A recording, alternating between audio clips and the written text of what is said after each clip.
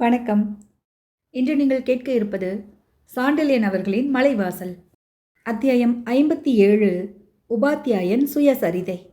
கதையை தொடங்கும் முன்பு மஞ்சத்தில் சாய்ந்தபடியே அஜிச்சந்திரன் சாளரத்துக்கு வெளியே கண்களை ஓட்டினான்.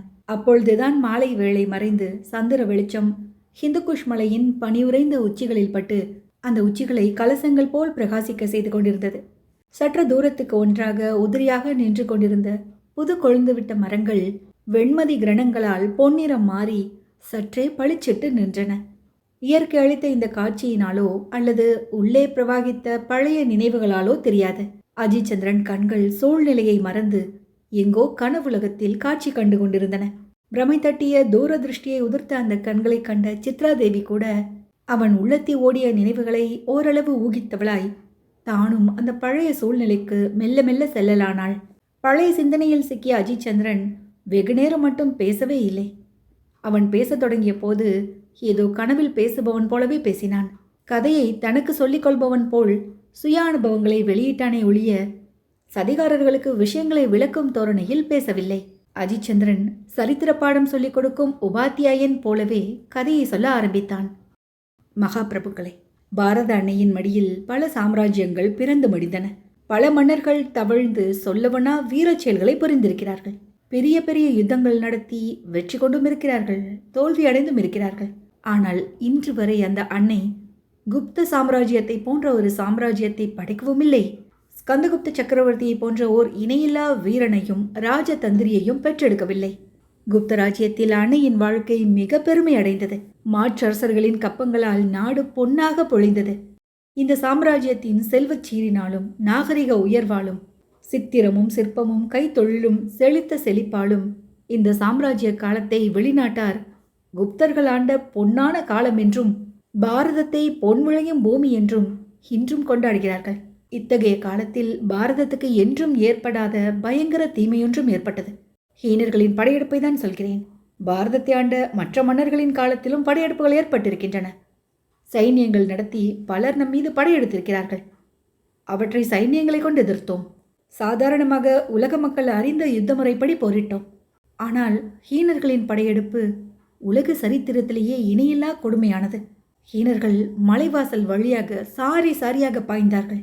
தீப்பந்தங்களை எடுத்து கிராம வீடுகளின் மீது வீசினார்கள். பயிர்களுக்கு கொள்ளி வைத்தார்கள். குழந்தை குட்டிகள் ஸ்திரீகள் என வித்தியாசம் பாராமல் ஜனங்களை கொன்று குவித்தார்கள். இவர்கள் கட்டுக்கடங்கிய சைனிய வகையை சேர்ந்தவர்கள் அல்ல. கட்டுக்கடங்காத வெறியர்கள், ஆனாலும் அஞ்சா நெஞ்சம் படைத்தவர்கள். போரிலும் சிறிதும் சளைக்காதவர்கள். பிறர் உயிரைப் போலவே தங்கள் உயிரையும் திருணமாய் மதிப்பவர்கள். இத்தகைய ஒரு நாடோடி வெறி கும்பலை சமாளிக்கும் பொறுப்பு ஒரு மகாவீரனுக்கு ஏற்பட்டது. அந்த மகாவீரன் தனது வாலிப பிராயத்தில் இந்த அபாயத்தை சமாளித்து ஹீனர்களை முறியடித்து பாரத பூமியிலிருந்து விரட்டினார். ஆனால் அபாயம் அத்துடன் விடவில்லை. ஆயுள் பூராவும் அம்மகாவீரனை யுத்தத்தில் ஆழ்த்தியது. இடைவிடா போரினாலும் படைகளை தானே நேரிலிருந்து நடத்தியதாலும் மகாவீரனான ஸ்கந்தகுப்த சக்கரவர்த்தி நோய்வாய்ப்பட்டார். அவர் உடல் நலிந்து 10 வருடங்களில் ஹீனர்கள் சாரி சாரியாக மீண்டும் பாரத நாட்டில் நுழைந்து சிந்து நதி பிரதேசம் முழுவதையும் ஆக்கிரமித்துக் கொண்டார்கள். அடிக்கடி நேரிட்ட போரினால் சக்கரவர்த்தியின் பொக்கிஷம் காலியாகிவிட்டது. போதக்குறைக்கு ஆனந்த தேவியின் அதிகார ஆசை குப்த ராஜ்யத்தில் பிளவை உண்டாக்கியது. பூரகுப்தரை சிம்மாசனத்தில் ஏற்ற ஆனந்த தேவி பல இடங்களிலும் ஆதரவு தேடினாள். ஹீனர்களை சமாளிக்க சக்கரவர்த்தி அனுப்பிய சிறு படைகள் அடிலனால் வதம் செய்யப்பட்டன. மாற்றார் வெற்றியாலும் உற்றார் ராஜ்ய ஆசையாலும் திணறிய சக்கரவர்த்தி அவர்கள் இந்த சிறு உபசேனாதிபதியையும் ஒரு படையுடன் மலைவாசலுக்கு அனுப்பினார். புறப்படும் முன்பாக சக்கரவர்த்தியை சந்தித்தேன். சந்தித்த போது சிறிது காலம் மலைவாசலிலேயே தங்க அனுமதி கேட்டேன் என்று பேசிக்கொண்டே போன உபாத்தியாயனை அதுவரை மறுத்து பேசாதிருந்த ரகுவீரர், மலைவாசலில் தங்க அனுமதி கேட்டீர்களா என்றார் ஆச்சரியத்துடன்.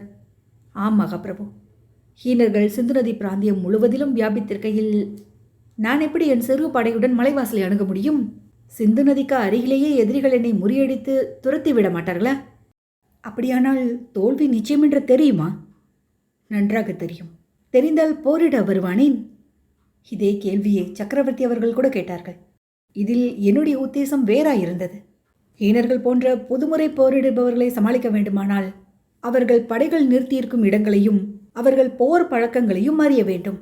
அதற்காக அவர்களுடன் ஓரிரண்டு வருடங்களாவது தங்க வேண்டும். இதற்காகத்தான் சக்கரவர்த்தியின் அனுமதியை கேட்டேன். சிந்து நதி பிராந்தியத்திலேயே நான் சண்டையில் இறங்கி இருந்தால் பக்கத்திலுள்ள ஏதாவது ஒரு சிறையில் போட்டிருப்பார்கள். அப்படி போட்டிருந்தால் தலைமை காரியாலய தகவல்களை அறிய முடியாது. ஆகவே மிகச் சிறு படையுடனேயே கிளம்பி சிந்து நதியின் வடக்கு பக்கத்தில் ஹீனர் நடமாட்டம் குறைந்த பகுதியாக பார்த்து ஆற்றை கடந்து மலைவாசலுக்கு வந்து அடிலனுடன் நேருக்கு நேர் போர் தொடுத்தேன். எதிர்பார்த்தபடி அடிலனால் சிறைப்படுத்தப்பட்டேன். ஆனால் சில மாதங்களில் எதிர்பார்த்தபடி சுதந்திர புருஷனாக்கப்பட்டு சித்ராதேவிக்கும் அவள் தம்பிக்கும் உபாத்தியாயனாக நியமிக்கப்பட்டேன். இந்த சுதந்திர வாழ்க்கையை ஹீனர்களின் படைபலத்தை அறிவதற்கும் மலைவாசலில் உள்ள வில்லவர்களை புரட்சிக்கு தூண்டி மலைவாசலில் உதவி ஹீனப்படை புகாது தடுக்க ஏற்பாடு செய்வதற்கும் பயன்படுத்த நினைத்தேன். அப்படி மலைவாசலை அடைந்து அடிலனுக்கு உதவி கிடைக்காமல் செய்துவிட்டால் குப்தராஜ்ய படைகள் சிந்து நதி பிராந்தியங்களை தாக்க முடியும். மேற்கே மலைவாசலில் புரட்சியும் கிழக்கே சிந்து நதிக்கு அருகே தாக்குதலும் ஏற்பட்டால் அடிலன் சமாளிப்பது மிக கடினம். இந்த நிலையை ஏற்படுத்த முடியுமா என்று கவனித்தேன். முடியாதென்ற முடிவுக்கு வந்தேன். வில்லவருடன் பழகியதில் வில்லவர் உணர்விழந்து கிடந்தார்கள் என்பதை அறிந்தேன். ஹேனர்களின் கொடுமையாலும் சக்கரவர்த்தி அவர்களுக்கு உதவி அனுப்பாததாலும் அவர்கள் குப்தராஜ்யத்திடம் சொல்லவனா வெறுப்பு கொண்டிருந்தார்கள். புரட்சிய அசாத்தியம் என்று தோன்றியது. ஹீனர்கள் படைபலத்தை அறிய கண்களை சுற்றுமுற்றும் ஓடவிட்டேன். அந்த கண்களை சிறைப்படுத்த இரு விழிகளை ஈசன் படைத்தான் என்றான் உபாத்தியாயன். இதை சொல்லிக்கொண்டே சித்ராதேவிக்காக கண்களை ஓட்டினான். அவள் முகத்தில் வெட்கமும் பெருமையும் கலந்து தாண்டவமாடின. ராகுலன் வெகுண்டான். அதை யாரும் லட்சியம் செய்யவில்லை. ரகுவீர மகாபிரபுவும் அந்த கூட்டத்தில் கலந்து கொண்டு, அந்த கருவிழிகளின் சிறையிலிருந்துதான் நீங்கள் இன்னும் மீளவே இல்லையே என்று சிரித்தார். மீள உத்தேசமும் இல்லை என சிரித்துக்கொண்டே கூறிவிட்டு அஜித் சந்திரன் மேலும் கதையை தொடர்ந்தான். சித்ராதேவிக்கு நான் உபாத்தியாயனாக இருந்ததால் என் சொந்த பெயர் மலைவாசலில் மறைந்து எல்லோரும் உபாத்தியாயன் என்றே என்னை அழைத்தார்கள். உபாத்திமை தொழில் செய்த அந்த காலத்தில்தான் உள்ளத்தை அடிலன் மகளிடம் பறிகொடுத்தேன். பறிகொடுத்த சில நாட்களில் அவளை விட்டு அகலவோ குப்தராஜ்ய அலுவல்களை மட்டும் கவனிக்கவோ சக்தியற்றவனானேன். இருந்த போதிலும் மனதை பெரிதும் கட்டுப்படுத்தி கொண்டு ஹீனர்களின் படைபலம், போர் முறைகள் முதலியவற்றை அறிந்தேன். அவற்றை பற்றிய தகவல்களை சக்கரவர்த்திக்கு தெரியப்படுத்தவும் தீர்மானித்தேன். அதற்காக அடிலனிடமிருந்து தப்பி போகும் முன்பு சித்ராதேவியிடம் என் எண்ணத்தையும் வெளியிட தீர்மானித்தேன். பிறகு செண்பக தோட்டத்தில் சித்ராவை சந்தித்ததும் அடிலன் என்னை சாட்டையால் அடித்ததும் மலைவாசல் அறிந்த விஷயங்கள். அடிலனை எதற்கும் நான் மன்னித்திருப்பேன். ஆனால் சாட்டை கொண்டு அடித்ததை மட்டும் மன்னிக்க என் சத்திரிய ரத்தம் இடம் கொடுக்கவில்லை. பொன்பட்டு கொதித்த உள்ளத்தோடு வில்லவர் விடுதிக்கு சென்ற அந்த இரவில்தான் காமினி தூக்கி செல்லப்பட்டாள். நானும் அடிலனால் கசையடிப்பட்டு குற்றுயிராக்கி சித்ராவின் தயவால் பிழைத்தேன். அந்த சந்தர்ப்பம் எனக்கு மற்றொரு உண்மையை புலப்படுத்தியது. உதயன் வீட்டில் நான் மூர்ச்சை தெளியாமல் இருப்பதாக நினைத்த ஆனந்த தேவியும் தோரமானாவும் தங்களுக்குள் பரஸ்பரம் ராஜ்ய ஒப்பந்தம் ஒன்று செய்து கொண்டார்கள். நான் மூடிய கண் மூடியபடியே கிடந்து அவர்கள் பேசியதை எல்லாம் கேட்டுக்கொண்டேன். பிறகு என்னை தூக்கி வண்டியில் போட்டுக்கொண்டு ஆனந்த தேவி பாடலிபுத்திரம் சேர்ந்தாள். நானும் சக்கரவர்த்தியிடம் தோரமான ஆனந்த தேவி ஒப்பந்தத்தையும் ஹீனர்கள் படைபலத்தையும் தெரிவிக்க சென்றேன். சக்கரவர்த்தி எனக்கு அளித்த பேட்டியின் போது சக்கரவர்த்தியின் அந்தரங்க தாசியுடன் இருந்தாள். பிரதம மந்திரியும் இருந்தார். வேறு யாரும் இல்லை. ஹீனர்களின் படைபலம் அதிகம் என்பதையும் படைகளை கொண்டு ஹீனர்களை முறியடிக்க வேண்டுமானால் படை திரட்ட வேண்டியது அவசியம் என்பதையும் அதற்கு பணம் வேண்டும் என்றும் சக்கரவர்த்தியிடம் சொன்னேன். சக்கரவர்த்தி தன்னிடம் பணம் கிடையாதென்று சொல்லிவிட்டார். பணத்தை சம்பாதிக்கவும் தோரமான ஆனந்த தேவி ஒப்பந்தத்தை உடைக்கவும் நான் ஒரு வழி சொன்னேன். அதற்கு முதலில் சக்கரவர்த்தி ஒப்பவில்லை. என்ன வழி என்று சித்ராதேவி கேட்டாள். சாணக்கியன் வழியை தான் குறிப்பிட்டேன். நேரடியாக செய்ய முடியாததை ராஜதந்திரத்தால் சாதிக்கலாம் என்று சொன்னேன். குப்த ராஜ்யத்திடமிருந்து ஹீனர்கள் கொள்ளையடித்த பணத்தை தந்திரத்தால் திரும்பி வாங்க வேண்டும் என்று சொன்னேன். அதற்கு தோரமானவிடம் வேலை கமர்வதாகவும் நான் சக்கரவர்த்திக்கு அவ்வப்பொழுது ஒற்றர்கள் மூலம் அனுப்பும் செய்திப்படி குப்தராஜ்ய படைகள் பல இடங்களில் தாக்க முயல வேண்டியதென்றும் அந்த படைத்தலைவர்களுக்கு பணம் கொடுத்து நான் போரில்லாமல் செய்ய வேண்டியதென்றும் அந்த பணம் குப்தராஜ்ய பொக்கிஷத்துக்கு சேர வேண்டியதென்றும் கூறினேன்.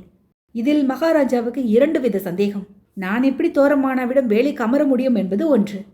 குப்த படைகளுடன் போரிடாமல் பணத்தை கொடுத்து சமாதானம் செய்து கொள்ள தோரமானா இசைவானா என்பது 2வது சந்தேகம். முதல் சந்தேகத்துக்கு நான் ஒரு பரிகாரம் சொன்னேன். மகாராஜா, முதலில் தாங்கள் என்னை வேலையிலிருந்து நீக்கிவிடுங்கள் என்று கூறினேன். மகாராஜா ஆச்சரியத்துடன் எதற்காக என்றார். அடிலன் மகளை நான் காதலிக்கிறேன் என்றேன்.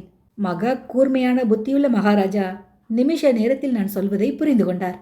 அடிலன் மகளிடம் நீ காதல் கொண்டதால் குப்தராஜ்ய வேலையை விட்டுவிட்டு எதிரிகள் பிராந்தியத்தில் வேலை கமரப் போவதாக என்னை பறைசாற்ற சொல்கிறாயா என்றார் கோபத்துடன். பறைசாற்ற சொல்லவில்லை மகாராஜா, வதந்தியை கிளப்பி விடுங்கள். நான் ஒரு ஹீனப்பெண்ணின் காதலுக்காக தங்களை துறந்து சென்றேன் என்றால் ஜனங்கள் என்னை துரோகி என்றும் கசடன் என்றும் பழிப்பார்கள். ஆனால் தோரமான நம்பிக்கையுடன் வேலையில் அமர்த்தி கொள்ள அது ஒரு முக்கிய காரணமாகும் என்றேன். என் பெயருக்கு இழுக்கு ஏற்படுத்த மகாராஜா சம்மதிக்கவில்லை. ராஜ்ய நலனுக்காக உயிரை தியாகம் செய்கிறேன் என்கிறாய். உயிரை விட கௌரவம் பெரிதல்லவா என்றார். அதைவிட மக்கள் நன்மை பெரிது என்றேன். மகாராஜா இஷ்ட விரோதமாக சம்மதித்தார். பிறகு தோரமானாவிடம் உபசேனாதிபதியாக அமர்ந்து கொள்ளை கொள்ளையாக ஸ்வர்ணங்களை குப்தராஜ்யத்துக்கு அனுப்பினேன். அத்தகைய ஒரு போலி யுத்தத்துக்கு போகையில்தான் வில்லவர் புரட்சி செய்வதாக கேள்விப்பட்டு மீண்டும் படையுடன் மலைவாசல் திரும்பி அடிலன் குடும்பத்தை காப்பாற்றினேன். அந்த சமயத்திலும் அடிலனை தண்டிக்க முடியாமல் செய்துவிட்டாள் சித்ரா தேவி.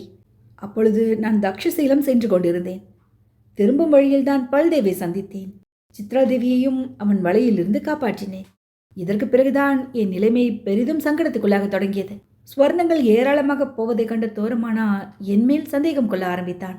அந்த நாட்களில் தோரமானாவை மட்டுமல்ல, அவன் அந்தரங்க அதிகாரியும் பாரதத்தின் மிகச்சிறந்த உத்தமிகளில் ஒருத்தியும் பெரிய அறிவாளியுமான காமினியையும் ராஜதந்திர போரில் நான் சமாளிக்க வேண்டியதாயிற்று. சென்ற சில வருடங்களில் தோரமானா இந்துக்களின் நாகரிகத்தை பெரிதும் கடைபிடிக்கலானான். காமணியின் உபதேசத்தால் நீதி ஸ்தலங்கள் மூலம் விசாரணை நடத்திய குற்றவாளிகளை தண்டித்தான். குப்தராஜ்யத்துக்கு சமதியான நீதி தோரமானாவின் ராஜாங்கத்திலும் நிலவவே ஜனங்களை புரட்சிக்கு தூண்டுவது நடவாத காரியமாக இருந்தது. இத்தகைய மார்க்கங்களில் பழகிய தோரமானா நான் குப்தராஜ்யத்துக்கு உதவுவதை அறிந்த பிறகு நேரடியாக என்னை தூக்கில் போட முடியவில்லை. தவிர காமணியும் அதற்கு பெரிய இடைஞ்சலாயிருந்தாள். ஆகவே என்மேல் குற்றத்திற்கான ருசுக்களை ஜோடிக்க ஆரம்பித்தான். இதற்கிடையில் அடிலன் குப்தராஜ்ய அதிதியானதையும் அடிலனை உபயோகித்து ஹீனர்களிடை பிளவுண்டாக்க சக்கரவர்த்தி ஏற்பாடு செய்வதையும் ஆனந்த தேவி ராகுலன் மூலம் தோரமானாவுக்கு எழுதி அனுப்பியிருந்தாள். உடனே தோரமானா அடிலன் பிள்ளையின் மேல் ஒற்றர்களை ஏவி அவனை தொடர்ந்தான். இதை தவிர மலைவாசலில் ஒரு சதி கூட்டத்தை பல்தேவை கொண்டு ஆரம்பித்து வைப்பதென்றும் நான் குப்தராஜ்ய அபிமானியாகியால் என்னையும் அதில் சேர்க்க ஏற்பாடு செய்வதென்றும் தீர்மானித்தான். ஒரு சந்தேகம் என்று குறுக்கே பாய்ந்தார் நரசிம்ம மகாபிரபு. கேளுங்கள் என்றான் அஜித் சந்திரன். இதனால் தோரமானாவுக்கு என்ன லாபம்? என்னை ஒழிக்கலாம். இது நிஜமான சதியல்ல. சதி கூட்டத்தை ஸ்தாபித்தால் என்னுடன் இன்னும் 10 பேர் இதில் சேர்வார்கள். உடனே நம்மை பிடித்து விசாரிக்கலாம். விசாரிக்கும் பொழுது பல்தேவ் தோரமானாவின் பக்கம் சாட்சி சொல்வான். உண்மையை தெரியப்படுத்தி ஹீனராஜ்யத்துக்கு சேவை செய்வதற்காக பல்தேவ் மன்னிக்கப்படுவான். நாம் எல்லோரும் தூக்கில் தொங்கலாடுவோம். இதை கேட்டதும் சதிகாரர்கள் மிக உக்கிரமாக பல்தேவை பார்த்தார்கள். அவன் முகத்தில் பிரேத களை சொட்டியது. ஓரிருவர் அவனை அறையவும் எழுந்தார்கள். உபாத்தியாயன் வேண்டாம் என்று சைகை செய்து அவர்களை தடுத்தான். தோரமானாவின் ராஜதந்திர சதுரங்கத்தில் பல்தேவ் ஒரு சிறு காளான். அவனை அடித்து என்ன பயன்? உண்மையில் தோரமானா என்னை பெரிய விரோதியாக கருதினான். நான் போனால் குப்தராஜ்யத்தின் வலதுகரம் உடைந்துவிடும் என்று நினைத்தான்.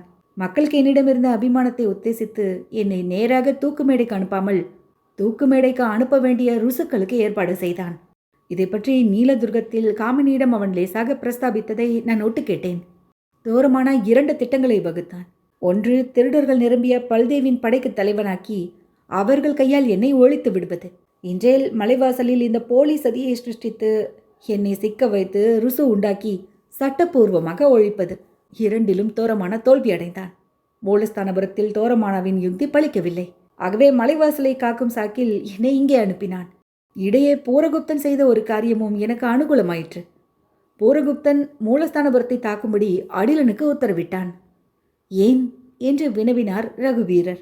சக்கரவர்த்தி அவர்கள் அடிலனை உபயோகித்து ஹீனர்களை பிரித்தால் தோரமானா பலகீனப்படுவான். தோரமானா பலவீனப்பட்டால் குப்த ராஜ்யத்தில் ஆனந்த தேவி கொண்டிருந்த லட்சியம் ஈடேறாது. ஸ்கந்தகுப்தன் கை வலுத்து விடும் அல்லவா? அப்படியா? ஆம். அதனால்தான் அடிலன் ஏவப்பட்டு தோரமானாவால் மாட்டான். அடிலனை பூரகுப்தன் ஏவிய போது எழுத்து மூலம் உத்தரவு பிறப்பித்தான். அது குப்தராஜ்யத்தை பெரிதும் காப்பாற்றியது. அந்த ஓலையை சக்கரவர்த்தி உடனே எனக்கு அனுப்பிவிட்டார். எதற்காக? தோரமானாவிடம் மித்திரபேதம் செய்வதற்காக. அதெப்படி முடியும்? தோரமானா பூரகுப்தனை தன் நண்பனாக நினைத்து கொண்டிருக்கிறான். அந்த பூரகுப்தன் தான் தன் மீது அடிலனை ஏவினான் என்பதை தோரமானா அறிந்து கொண்டால் குப்த சகோதரர்கள் ஒன்றுபட்டு விட்டதாகவும் அவ்விருவரும் தனக்கு விரோதி என்றும் தீர்மானிப்பான். அதுதான் எங்கள் உத்தேசம். பூரகுப்தன் கையெழுத்திட்ட ஓலையை நானே தோரமானாவுக்கு அனுப்பினேன். தவிர என்மேல் குற்றமில்லாமல் இருப்பதற்காக இங்கு வந்ததும் இந்த சதி கூட்டத்தை பற்றிய விவரங்களையும் எழுதி அனுப்பினேன். இந்த செய்தியை பற்றி கவலைப்பட வேண்டாம் என்றும் நான் கவனித்துக் கொள்வதாகவும் என் கடிதத்தில் கூறியிருந்தேன். இதனால் தோரமான தத்தளித்தான். சதி ஆலோசனை கூட்டத்திலேயே என்னை பிடித்தாலும் நான் தோரமானாவுக்கு எதிராக எதுவும் செய்ததாக இருக்காது. ஆகையால் என்னை எப்படி ஒழிப்பது?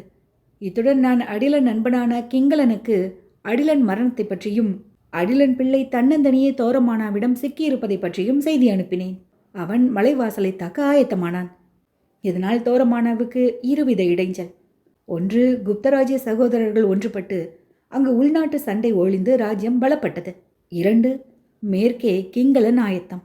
2 பெரிய எதிரிகளுக்கிடையில் தோரமானா சிக்கிக் கொண்டான். இனி சில வருடங்களுக்கு தோரமானா குப்த எல்லைக்குள் காலெடுத்து வைக்க முடியாது.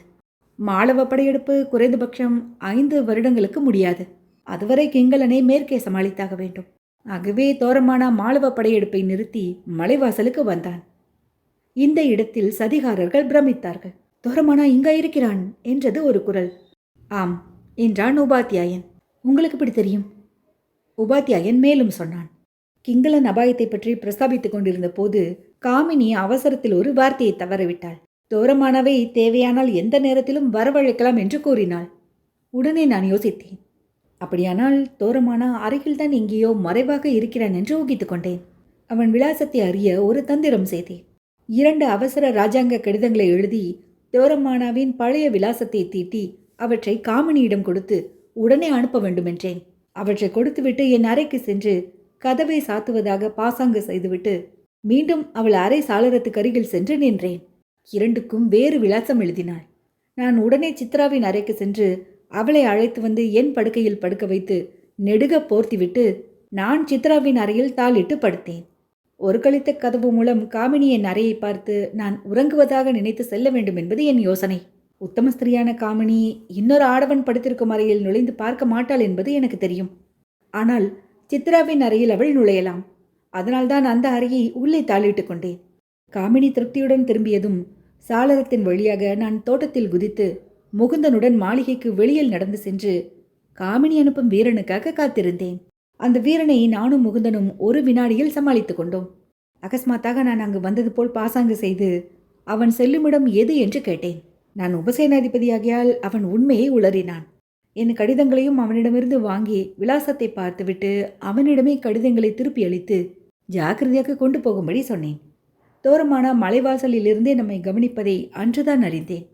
திரும்ப மாளிகைக்குள் வந்த வழியை நுழைந்து சித்ராதேவியின் அறை கதவை திறந்து என் அறைக்கு வந்து சித்ராதேவியை அசையாமல் தூக்கி அவள் அறையில் படுக்க வைத்தேன். நானும் நிம்மதியாக உறங்கினேன். தோரமானாவின் இருப்பிடத்தை நான் அறிந்த பொழுதுதான் அடிலன் மகன் தோரமானாவின் மேற்பார்வையிலிருந்து தப்பிவிட்டான். ஆகவே அவனை கண்டுபிடித்து ஒழிக்க முனைந்தான் தோரமானா. அந்த விலாசத்தை கண்டுபிடிக்கும்படி பல்தேவுக்கு உத்தரவிட்டான். சித்ராவுக்கு வந்த கடிதத்தில் விலாசம் இருந்தது. அன்று அவள் இங்கு அந்த விலாசத்தை படித்தவுடன் வீரனான முகுந்தனை ஒரு கடிதத்துடன் சித்ராவின் தம்பியிடம் அனுப்பி அவனை தப்பி குப்தராஜ்யம் செல்லும்படி கோரினேன் என்றான் உபாத்தியாயன். இப்பொழுது என் தம்பி எங்கே என்றாள் சித்ரா. குப்தராஜ்யத்தில் சௌக்கியமாயிருக்கிறான் என்று கூறினான் உபாத்தியாயன். இப்பொழுது பல்தேவ் எங்கு ஓடினான் என்று ராகுலன் கேட்டான். காமினியிடம் அல்லது தோரமானாவிடம். சதியின் குட்டு வெளிப்பட்டு விட்டதென்றும் ஆகையால் உடனே நம்மை கைது செய்ய வேண்டுமென்றும் சிபாரிசு செய்வதற்காக என்று உபாத்தியாயன் விளக்கினான். அடப்பாவி என்றான் ராகுலன். இதில் ராகுலன் பங்கு என்ன என்றனர் 2 வில்லவர். ஒரு பங்கும் இல்லை. பல்தேவின் வார்த்தையை கேட்டு இந்த சதி மூலம் தோரமானாவை ஒழிக்கலாம் என்றும் அடிலன் மகனை பழையபடி இங்கு தலைவனாக்கிவிட்டால் சித்ராதேவியை மணக்கலாம் என்றும் நினைத்தான். ஆகையால் சதியில் சேர்ந்தான். அடிலன் மகளுக்காக இவன் சதி செய்ய இஷ்டப்படுவதை அறிந்த பூரகுப்தன் இங்குள்ள உண்மை நிலையை அறியாமல் தம்முடைய பிரதிநிதியாக மலைவாசலில் நியமிக்க ஒத்துக்கொண்டார். ஆனால் ராகுலன் ராஜ பிரதிநிதி உத்தியோகமோ மலைவாசல் விடுபட்டால்தான் சாத்தியம் என்பதை பூரகுப்தர் உணர்ந்திருந்தபடியால் இந்த உத்தியோகங்களை அளிப்பதை ஒரு பொருட்டாகவே கருதவில்லை. பூரகுப்தருக்கே சதியின் உண்மை மர்மம் தெரியாது. அப்படி இருக்க ராகுலன் எப்படி உணர்ந்திருக்க முடியும் என்று உபாத்தியாயன் பதில் சொல்லிவிட்டு, இதுதான் மலைவாசலின் 6 வருட சரித்திரம். இப்பொழுது தோரமானா கிங்களனுக்கும் குப்தர்களுக்கும் இடையில் அகப்பட்டிருக்கிறான். சதியும் குலைந்து விட்டது. ஆகவே இனி இங்கிருக்கும் ஒவ்வொரு நிமிஷமும் உங்களுக்கு ஆபத்து. தோரமானா உங்களை பிடிக்கும் முன்பு மலைவாசல் பிராந்தியத்திலிருந்து தப்பித்துக் கொள்ளுங்கள் என்றான் ஆசனத்திலிருந்து எழுந்து கொண்டே. எங்களுக்கு என்ன பயம்? இன்னும் பூரகுப்தர் உண்மையில் சக்கரவர்த்தியிடம் சேரவில்லையே என்றார் ரகுவீரர். உபாத்தியாயன் சொன்ன பதிலை கேட்டு இரு பிரபுக்களும் துள்ளி எழுந்தார்கள். பூரகுப்தருக்கு சென்ற வாரம் யுவராஜ்ய பட்டாபிஷேகம் ஆகிவிட்டது. பாடலிபுத்திர அரண்மனையில் சக்கரவர்த்தியை நடத்தி வைத்தார். இனி குப்தராஜ்யம் ஒன்றுபட்டு விட்டது என்றான் உபாத்தியாயன். பிரபுக்கள் நம்ப முடியாமல் பார்ப்பதை கண்டதும், இதோ ருசு, சக்கரவர்த்தியை கடிதம் எழுதியிருக்கிறார் என்று கச்சையிலிருந்து ஒரு கடிதத்தை எடுத்து நீட்டினான். அதை படித்த பிரபுக்கள் இருவரும் ஆச்சரியத்தால் மெய் மறந்தார்கள். இவற்றையெல்லாம் கேட்டு பிரமித்து போன சித்ராதேவி, உபாத்தியாயரே, நீங்கள் உண்மையில் யார்? சக்கரவர்த்தி ஒரு உபசேனாதிபதிக்கு ரகசிய கடிதங்கள் எழுதுவானேன் என்று கேட்டாள். இந்த கேள்விக்கு ரகுவீரர் பதில் சொன்னார். அஜித் சந்திர மகாபிரபு குப்த ராஜ்யத்தின் பிரதம சேனாதிபதி என்று. சந்தேகம் இருந்தால் இதை படித்துப்பார் என்று மடியிலிருந்த பட்டுச்சேலையை எடுத்து சித்ராதேவியிடம் நீட்டினான் உபாத்தியாயன்.